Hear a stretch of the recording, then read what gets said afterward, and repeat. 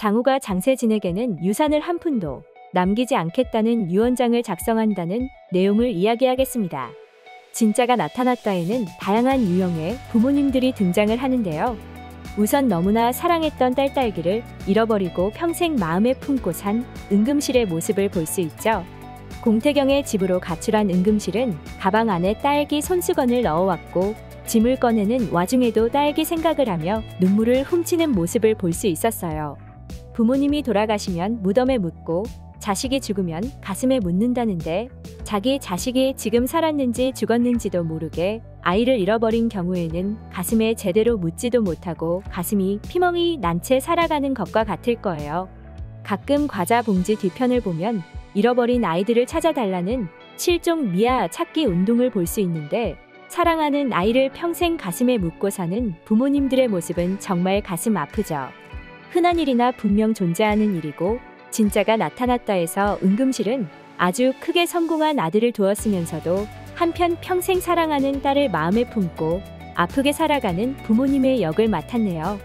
공찬식은 아내를 일찍 사별한 후에 자식들을 키우는 호래비 역할이었는데요. 이 또한 녹록지 않은 일이죠.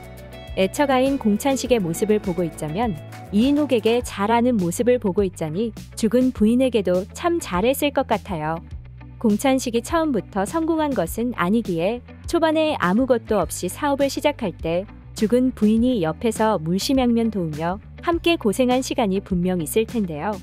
은금실이라는 만만치 않은 시어머니를 모시며 공천명과 공지명 남매를 키우면서 공찬식의 뒷바라지까지 다 해내느라 고생을 많이 했을 텐데 이제 공찬식이 크게 성공해서 그걸 누릴 수 있을 때쯤 갑자기 죽게 되었으니 자식들의 입장에서는 죽은 엄마가 불쌍했을 것 같아요. 공천명과 공지명이 처음에 이인옥을 바로 엄마로 인정하지 못한 이유도 자기 엄마가 평생 고생만 하다 갔는데 호강하는 사람은 이인옥이라고 생각하고 재주는 곰이 부리고 호강은 여우가 한다고 이인옥을 미워했을 수도 있을 것 같은데요. 하지만 이인옥은 호강을 한 게 아니라 15년 동안 은금실의 구박을 받고 천명희와 지명희의 눈치만 보고 살았고 은금실이 공태경을 구박할 때 단 한 번도 공태경 편을 못 들어준 자신을 원망하며 살아오고 있었는데요.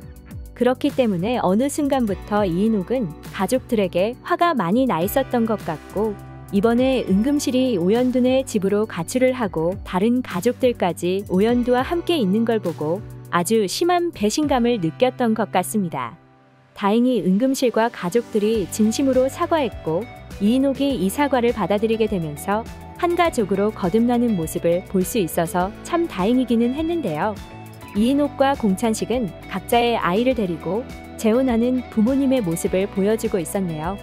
강복님은 한글도 모르는 자신과는 달리 대한민국 국어 2타 강사이자 곧 1타 강사 반열에 오르게 된 딸 오연두를 정말 자랑스러워했었지만 아들 오동욱이 고등학교 때 사고를 쳐서 딸 오수겸을 낳은 데 이어서 딸 오연두까지 하늘이를 미혼모로 임신하게 되면서 업장이 무너지는 경험을 했는데요.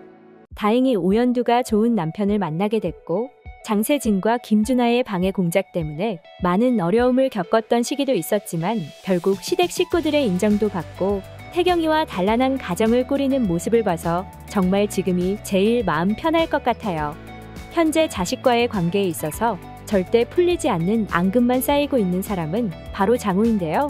그건 장우의 딸 장세진이 돈과 권력만 쫓으며 사는 인생을 보는 장우가 장세진을 말리려 하고 장세진은 아버지란 사람이 자기를 응원하긴커녕 방해하는 걸 이해 못하기 시작하면서 두 사람 사이의 갈등이 상당했기 때문인데요. 급기야 장우는 공찬식에게 익명으로 장세진을 믿지 말라는 투서까지 보냈고 공찬식은 그걸 장우가 보냈을 거라고는 꿈에도 생각하지 못한 채 장우를 불러 세진이한테 악의적으로 행동할 사람이 있는지 묻기까지 했었잖아요. 결국 장우는 강복님 앞에서 눈물을 보이며 투서를 보낸 게 자기라는 사실을 밝혔고 장세진 또한 이 사실을 알게 됐네요. 이때 두 사람의 갈등의 골은 한층 더 깊어지고 말았는데요. 장우는 돈과 권력을 욕심내면서 거짓말을 서슴지 않고 하는 딸 세진을 보며 점점 더 답답함을 느끼고 있었고 장세진을 만나고 올 때마다 속이 상해서 가슴에 통증을 느끼고는 했는데요. 급기야 강복님과 장우가 썸을 탄다고 장세진이 오해를 하기까지 시작하면서 장우의 스트레스는 극심해지고 말았네요. 장우는 원래 사학재벌의 외아들로 태어나 상당한 자산을 소유하고 있었지만 돈을 버는 일 외에는 관심이 전혀 없었고 아는 것을 나누는 일에서 기쁨을 느꼈는데 그러다가 가지고 있는 전 재산을 다 말아먹어버린 상황인데요. 돈을 밝히는 아내 주화자와 과거 금수저였던 시절을 그리워하고 있는 장세진은 이런 장우를 이해하지 못했고 결국 장우는 가족들과 한 집에서 살지도 못하고 고시원에 쫓겨나 있는 상황이네요. 주화자는 남편 장우를 그리워하면서도 현재 자기 집에 생활비를 대는 사람은 장우가 아니라 장세진이라는 이유로 장세진이 하라는 대로 다 하고 있는데요.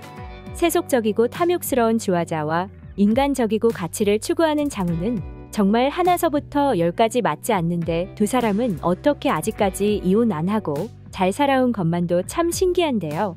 하지만 이제 주화자도 장세진 말을 듣고 강복님과 장우가 썸을 타고 있다고 오해하게 생겼으니 앞으로 장우를 상대로 더 야박하게 굴기 시작할 것 같아요. 장우는 그동안 돈이 없는 이유로 늘 공찬식 회사에 기부를 받으며 그 돈으로 올드스쿨을 운영해 왔는데요. 올드스쿨에 재학 중인 학생들은 대부분 어렸을 적 가난하고 힘든 환경에서 자라 한글도 못 배운 학생들이 많았기 때문에 지금도 등록금을 많이 내야 한다고 하면 퇴학을 결심할 학생들이 많을 거예요. 그렇기 때문에 장우는 거의 돈을 받지 않고 NX그룹의 후원을 통해서 올드스쿨을 운영해 나가고 있는 것처럼 보이는데요.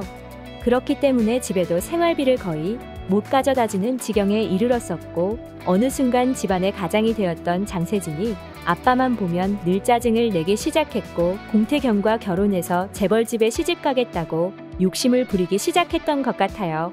하지만 장우는 장세진이 불행의 불구덩이로 뛰어드는 모습을 보면서 늘 답답해했고 두 사람의 갈등의 폭은 점점 커졌는데요.